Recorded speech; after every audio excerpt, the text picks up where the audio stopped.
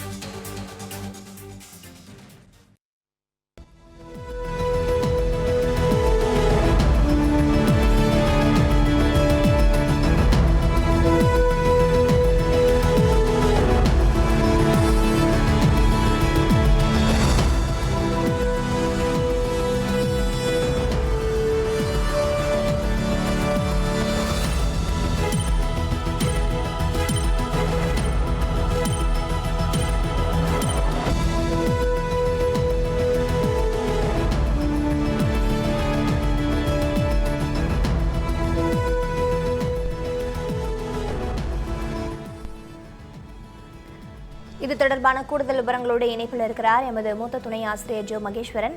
மகேஸ்வரன், தற்பொழுது குடியரசு துணைத் தலைவர் தேர்தலுக்கான வாக்குப்பதிவில் வாக்கினை செலுத்திய கையோடு தற்பொழுது ஹிமாச்சல பிரதேசத்தில் வெள்ள பாதிப்புகளை பிரதமர் நரேந்திர மோடி பார்வையிட்டு வருகிறார்.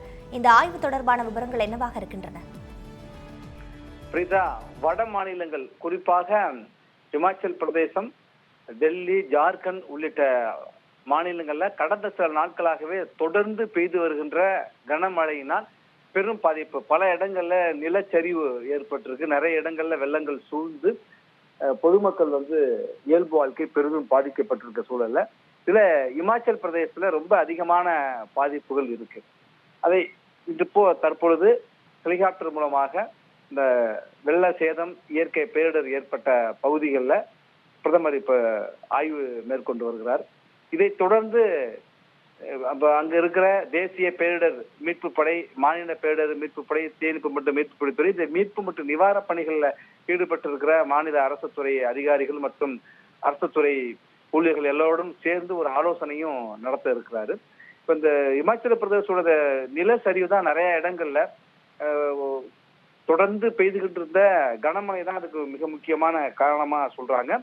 இது மட்டுமல்ல, நிறைய இடங்கள்ல வெள்ளப்பெருக்கு ஏற்பட்டு நிறைய ஊர்கள், நிறைய கிராமங்கள்ல முற்றிலுமாக வீடுகளுக்குள்ள தண்ணி முழுக்க புகுந்துட்டு மக்களும் உடைமைகளை இழந்துட்டு வேற பாதுகாப்பான இடங்கள்ல தங்க வைக்கப்பட்டிருக்காங்க. நிறைய இடங்கள்ல சேதம் என்பது ரொம்ப அதிகமாக இருக்கு.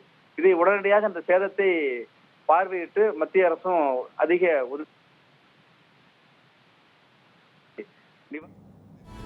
அந்த மாநில அரசும் வலியுறுத்திருக்கிற சூழல்ல பிரதமர் இப்ப பார்வையிட்டிருக்காரு. தொடர்ந்து முதலமைச்சர் உள்ளிட்டவர்கள் ஆலோசனை நடத்திருக்கிறார். இங்க பார்த்துட்டு இதை தொடர்ந்து பஞ்சாப் மாநிலத்திலையும் இதே போல இயற்கை பேரிடர் பாதிப்பு இருக்கு. அதையும் பார்க்கறதுக்காக அடுத்து பிரதமர் செல்ல இருக்கிறார்.